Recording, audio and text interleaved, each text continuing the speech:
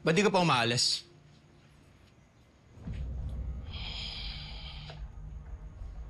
At pare, ayaw mo ba na nandirito ako? O baka naman ayaw mo na akong gumagawa ng mga bagay na ikaw ang gumagawa dati? Pare, ano ba talagang pakay mo? Matagal na tayong magkaibigan pero hindi ko nagugustuhan tong pakikipag-close mo sa pamilya ko. Lalo na kay Carol. Sorry pare Kung nagiging close man kami ni Carol ngayon, tingin ko, labas ka na doon. Tinanong kita noon. Tatanungin ko ulit. Hindi na kailangan. Ngayon, sasabihin ko sa'yo ng diretsa na sagot. Oo, may gusto ko kay Carol.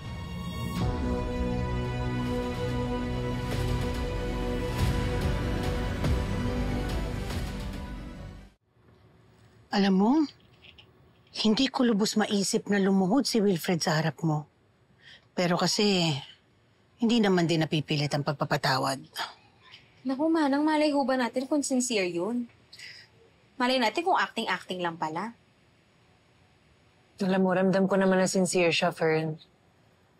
Mahirap lang talaga kasi parang sariwa pa rin yung sakit at sugat na naranasan ko sa kanila ni Ronnie. Plus, bes, ngayon mo pala din nakikita yung totoong kulay niya. Na hindi pala siya faithful sa una niyang asawa. With Joy, honestly, hindi ako naging faithful husband sa kanya. Pinagsisisihan ko yun. Ang totoo niya, nabanggit naman niya yan sa akin noon eh. Hindi ko lang talaga akalain na si Ronnie yun. Kaya, ewan ko. Gustuhin ko man magpatawad pero paano? Ang daming sakit. Ang daming tanong. Ikaw, Wilfred, huwag mo sabihin may gusto ka pa rin kay Carol sa kabila ng lahat ng ginawa mo sa kanya. Bakit? Pare? Ano bang ginawa ko? Alam mo na yun! Alam mo, sa totoo lang, pare, hindi naman applicable sa ating may the best man win eh. Ang gusto ko lang, makasiguro na hindi na ulit masasaktan si Carol. Makasiguro na magiging masaya na si Carol. Pare, asawa ko si Carol. Siguro, na pakinggan mo na lang ang puso mo. Alam ko pagod pa yan. Sugatan. Pero maghihilom din yan. Darating ang panahon, magiging handa ka rin magpatawad. Paano, Manang, kung bumabalik yung mga dating sakit? Dahil sa mga bagong kasalanan. Patong-patong na talaga, Manang. Anak, bitawan mo yung galit mo. Ipagdasal mo. Ikaw lang din ang mahihirapan pag hinayaan mo ang galit sa puso mo.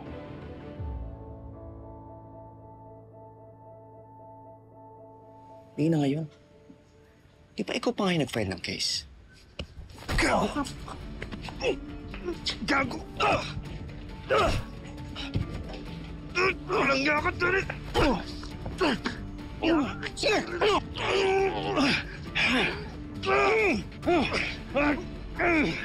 Bes! Bes! Nag-aaway din ako sa labas, dali! Ano? Sige! Wilfred! Janet! Tama na! Wilfred! Wilfred, baka makita ka na anak mo! Baka mabasilihan! Ano ba nangyayari sa inyo? Yung lalaking yan! Akala mo nakikipagkaibigan sa yan? Eh, bumaba ako naman pala! Carol, iba ang habol sa'yo niyan! Wilfred! Wala akong nilihim kay Carol! Alam niya na may gusto ko sa kanya! At nagpaalam ako sa kanya na lahat na nililigawan ko siya! So, Wilfred, ginulpi mo si Dennis na nililigawan niya si Bes? Teka lang naman, parang wala ka naman yatang karapatan. Umalis ka sa pamamahay ko.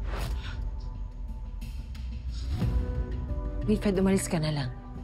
Kanina lang para kang maamong tupa na nagmamakaawa at umiiyak sa akin. Ngayon, tinan mo, para kang halimaw na nananakit at nanggugulo dito.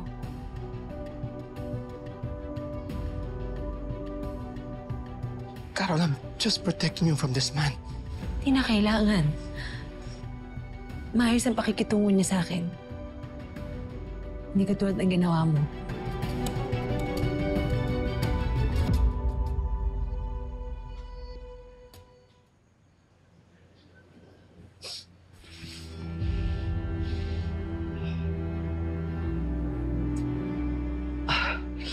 Tara na.